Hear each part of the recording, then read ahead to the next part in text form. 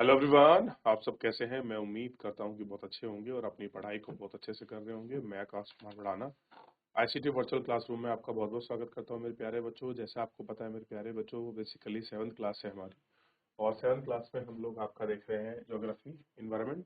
उसी में वायु चल रहा है, हमारा रिविजन का दौर है। ठीक है, इसी रिविजन में हम लोग आपका वायुमंडल को पढ़ रहे थे और हमने देखा कि वायुमंडल में सबसे ज्यादा गैसेस कौन सी हैं, किस फॉर्म में आपको देखने के लिए मिलती हैं, सबसे तो कौन कौन सी गैसें हैं। ठीक, ये सारी चीजें नाइट्रोजन वगैरह को हम लोग देख चुके थे। तो पहले बताइए कौन कौन सी गैसें कितने कितने परसेंट में मिलती हैं, ये आपको बताना। बताइए।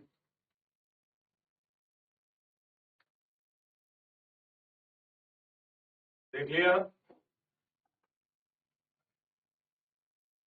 आगे बढ़े। चलिए, इतना आप देख लिया कि कैसे ऑक्सीजन को ग्रहण किया जाता है, कैसे उसको छोड़ा जाता है, क्या क्या प्रोसीजर है, ये आपको देखना था।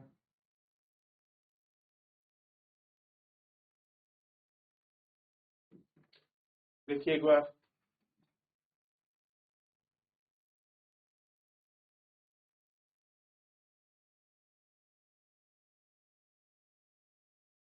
देख लिया, आगे बढ़ जाएं। ग्लोबल वार्मिंग, और मैंने कहा था कि आप समताप मंडल और इन ये जो आपकी परतें हैं इनको बनाकर लाइए। कौन कौन सी परत कहाँ कहाँ पर स्थित है, ये आपको देखनी है।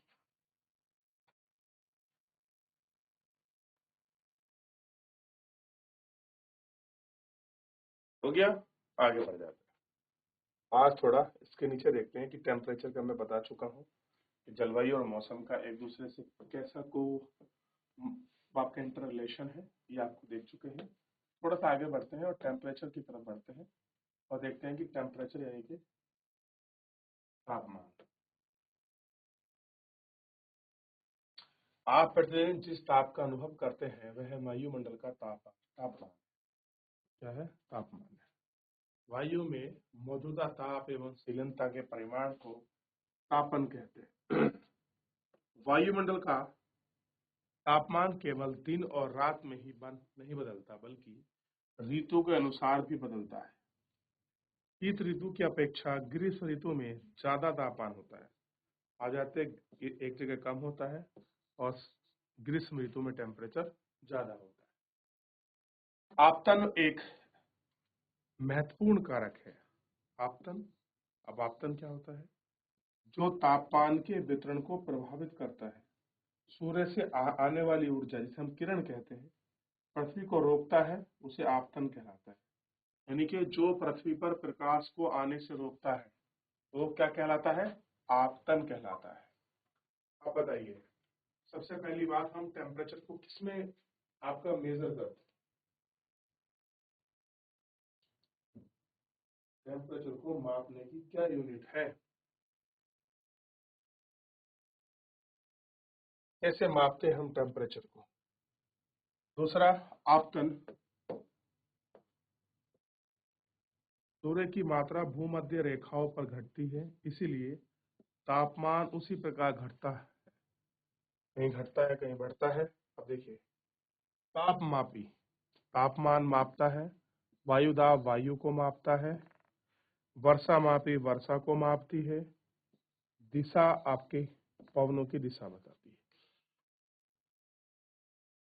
4 मीटर है, चारों आपके सामने।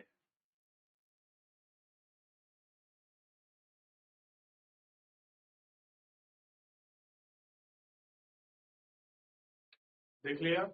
तो वर्षा मापी हाइड्रोमीटर, टेम्परेचर वेरोमीटर, और आपका दिशा मापने के लिए दिशा सूचक। ठीक, तो ध्यान रखिए क्या बताया गया है कि आपतन क्या है। आपतन वो बताया गया है कि जो तापमान के वितरण को सूर्य से आने वाली ऊर्जा को जो पृथ्वी पर रोकता है उसी को आपतन कहलाते हैं। आपतन यानी कि सूर्य तप। आपतन का मतलब कह लो या आपका इंसुलेशन कह लो, एक ही मतलब है, भूमध्य रेखा से ध्रुवों की ओर घटती है। तापमान क्या है? 0 डिग्री से ध्रुवों की ओर क्या होगा? घटता चला जाएगा। ये मैंने घटता साइन बना दिया, ध्यान दीजिए, घटता चला जाएगा। ठीक, सही बनाया था मैं उल्टा। ये हो गए 0 भूमि पृथ्वी, ऊपर को अगर हम जाएंगे तो टेम्परेचर गिरेगा। ठीक,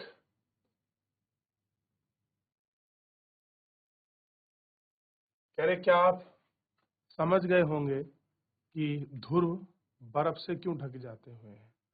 पृथ्वी का तापमान अधिक बढ़ जाता है, वह इतना गर्म हो जाता है कि कुछ फसलें उग नहीं सकती।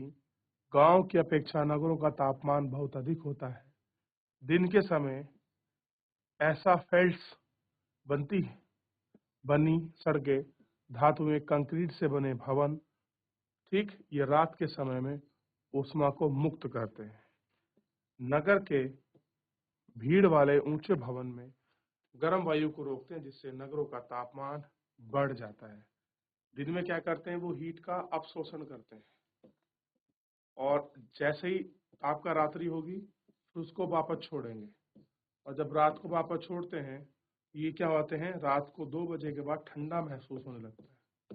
ठीक, और जब ये अवशोषण करते हैं तब हमको गर्मी जो है वो आपकी महसूस होती है।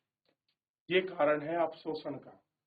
क्लियर है, क्या करते हैं, अवशोषण करते हैं। देखिए तो टेम्परेचर कैसे, कंक्रीट के बने धातु, ये सारी चीजें।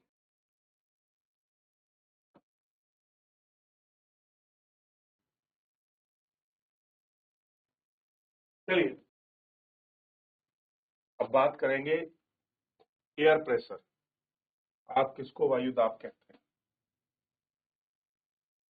यह जानकर आपको आश्चर्य होगा कि वायु हमारे शरीर पर उच्च दाब के साथ बल लगाती है, किंतु हम इसका अनुभव नहीं कर सकते। इसे कहते हैं क्योंकि वायु का दाब हमारे ऊपर सभी दिशाओं में लगता है और हमारा शरीर इसके विपरीत बल लगाता है। यानी कि अगर इस प्रकार कोई व्यक्ति है और उस पर आपका बल लग रहा है, तो हमारा शरीर उसके अपोजिट डायरेक्शन में क्या लगाता है, बल। ठीक, कह रहे आपको जानकर चाह रहे हो कि हमारे शरीर पर क्या लगता है, एयर प्रेशर लगता है, किंतु उसका अनुभव नहीं होता है, क्योंकि हमारा वायु का दाब हमारे शरीर पर सभी दिशाओं से लगता है और शरीर विपरीत बल लगाता है, तो इसलिए हम उसका महसूस नहीं। पृथ्वी की सतह पर वायु भार द्वारा लगाया गया दाब वायु दाब कहलाता है। क्या कहलाता है, वायु दाब। वायुमंडल में ऊपर की ओर जाने पर दाब तेजी से गिरता है। वायु दाब वायु में सर्वाधिक होता है। ऊंचाई पर जाने पर दाब घटता जाता है। ठीक, और वायु दाब आपका क्षैतिज वितरण है। अधिक तापमान वाले क्षेत्र में वायु गर्म होकर ऊपर उड़ जाती है, निम्न वायु दाब बनता है। निम्न दाब बादल युक्त आकाश नम के साथ आपका जुड़े होते हैं। ये सारी चीज इसके साथ जुड़ी हुई हमको महसूस होती है और आपका दिखाई देती है।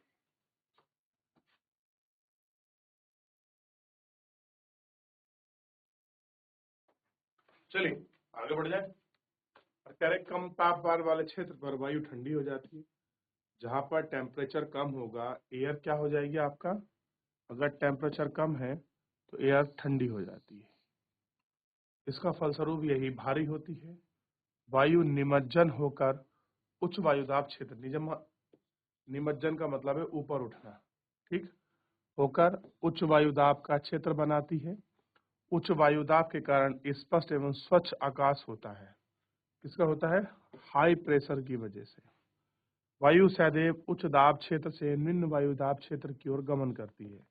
ध्यान दीजिए, हवा का एक पैटर्न है, हाई प्रेशर टू आपका लो प्रेशर की तरफ हवा चलती है। अब बात करें पवन की। इसके बाद पवन क्या है, तो पवन कोई नाम नहीं है। पवन उच्च दाब क्षेत्र से निम्न दाब क्षेत्र की ओर गति को हम क्या कहते हैं, पवन कहते हैं। आप पवन को काम करते हुए देख सकते हैं। सड़क पर गिरी पत्तियां उड़ती हैं और तूफान के समय पेड़ उखड़ जाते हैं। और कभी कभी पवन धीरे धीरे बहती है तो आप महीने धूल में उड़ते हुए देख सकते हैं। और कभी कभी पवन इतनी तेज होती है कि विपरीत दिशाओं में चलना भी कठिन हो जाता है। आपने सुना होगा, अनुभव किया होगा कि तेज पवन में छत का चलन आसान नहीं होता। इसकी 3 उदाहरण सोचिए। तेज पवन के कारण आपको समस्या उत्पन्न हुई होगी। पवन को मुख्यतः 3 प्रकार में विभाजित किया जाता है। तो अभी हम उन 3 प्रकार को देखेंगे। कौन कौन सी पवनें हैं? सबसे पहले है स्थायी पवनें, दूसरी है मौसमिक पवनें और तीसरी है स्थानीय पवनें। ठीक, कैसे हैं? मौसमी पवनें, स्थायी पवनें, ठीक,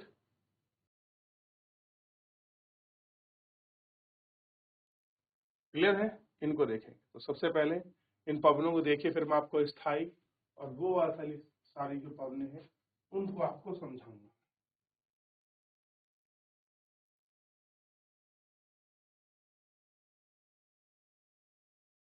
चलिए तीनों पवनों को देखते हैं। अब देखिए, पवन का नाम उनके आने की दिशा के आधार पर निर्धारित होता है। उदाहरण के लिए पश्चिम से आने वाली पवनों को पछुआ पवन कहा जाता है, यानी कि अब उनकी दिशा के अनुसार। सबसे पहले जो आपकी पवन आ रही है स्थायी पवनें, ये व्यापारिक पश्चिमा एवं पूर्वी स्थायी पवनें हैं।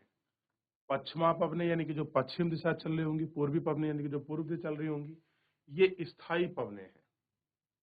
ठीक, और एक है मौसमी पवनें। ये पवनें ऋतुओं में ही अपनी दिशा बदलती हैं। उदाहरण के लिए भारत की मानसूनी पवनें। एक है स्थायी पवनें, स्थानीय सॉरी, यानी कि जो आपकी लोकल एरिया की जो विंड है, जो किसी स्थान विशेष पर ही मिलती है। ये पवनें किसी छोटे क्षेत्र में वर्षा या दिन के किसी विशेष समय में चलती हैं। उदाहरण के लिए स्थलीय समीर, समुद्रीय समीर को आपने भारत के उन क्षेत्रों में गर्म और शुष्क स्थानीय महापवन की याद होगी जिसे हम लू कहते हैं। क्या कहते हैं? लू कहते हैं। अब आप इस वाले चित्र को थोड़ा सा गौर करके देखिए। ये कुछ एयर प्रेशर बेल्ट हैं। इन जो आप एयर प्रेशर जो बेल्ट हैं, इनको देखिए एयर प्रेशर बेल्ट के लिए। सबसे पहले ये जो लाइन है, इसी को हम कहते हैं भूमध्य रेखा। क्या कहते हैं? भूमध्य रेखा। यानी कि ये भूमध्य रेखा 0 से लेकर 5 डिग्री नॉर्थ और 5 डिग्री साउथ में पाया जाता है। और यहाँ हवाओं का दाब ना होने की वजह से इसको हम डोल ड्रम कहते हैं। क्या कहते हैं? डोल ड्रम। ठीक, उसके बाद 0 से लेकर 23.5 इवन 30 तक, 5 से लेकर 30 तक के बीच की बात करेंगे हम। तो ये 5 से लेकर जो आपका 30 तक का बीच का सफर है, यही क्षेत्र है आपका व्यापारिक पवनों का। इनका है व्यापारिक पवनों का। कैसे है? व्यापारिक पवनें। ठीक, अगर हम दिशा की बात करें तो ये हो गया ईस्ट, वेस्ट, नॉर्थ और साउथ। यहाँ अगर ये सूत्र लगाया जाए तो ये हवा कहाँ से चल रही है? ध्यान दीजिए, अगर इनको हम देखें और यहाँ पर हम फॉर्मूला लगाएं तो कहाँ से चल रही है? ये हवा पूर्व दिशा से कहाँ चल रही है? आपका उत्तर दिशा की ओर। और ये वाली हवा कहाँ से चल रही है? उत्तर से। ये कहाँ चल रही है? सॉरी, आपका उत्तर से चल रही है। और किस दिशा की ओर? दक्षिण की ओर। ठीक, ये ऐसा कह सकते हैं कि उत्तर पूर्व से ये कहाँ चल रही है? दक्षिण पूर्व की तरफ हवा चल रही है। और ये हवा दक्षिण पूर्व से उत्तर पूर्व की ओर चल रही है। तो सबसे पहले क्या मिलती है? आपका व्यापारिक पवनें, यानी कि 30 डिग्री नॉर्थ और साउथ में व्यापारिक पवनें पाई जाती हैं। इसके बाद आप देखेंगे 30 से 35 का बीच का जो क्षेत्र है, इसको कहते हैं अश्व अक्षांश। क्या कहते हैं? अश्व अक्षांश। ये क्षेत्र है, यहाँ पर हाई प्रेशर होगा, यहाँ पर लो प्रेशर होगा, यहाँ पे वापस हाई प्रेशर, यहाँ पर लो प्रेशर, यहाँ वापस लो प्रेशर, और यहाँ फिर आपका हाई प्रेशर ध्रुवों। तो यहाँ पर आपका डोल्ड्रम, व्यापारिक पवनें, हर्ष हॉर्स लैटिट्यूड, उसके बाद मिलेंगी पछुआ पवने। ये कैसी चल रही होंगी? पछुआ पवनों की ये दिशा है चलने की। कैसे है? ये दिशा। और ये यहाँ क्या चलती है? इस दिशा में इस ओर आपका मूवमेंट करती है। कौन सी दिशा है ये वाली? तो आप ध्यान रखिए, उत्तर पश्चिम से लेकर उत्तर दक्षिण की तरफ ये हवा चलती है। ऐसे ही ये बहुत सारी ध्रुवीय पवने हैं जिनको आप देख सकते हैं। तो कभी पूछा जाए कौन सी 3 पवने हैं? स्थायी पवने, जैसे व्यापारिक पवने वर्ष भर चलती हैं, मौसमी पवने, ठीक, और उसके बाद स्थानीय पवने।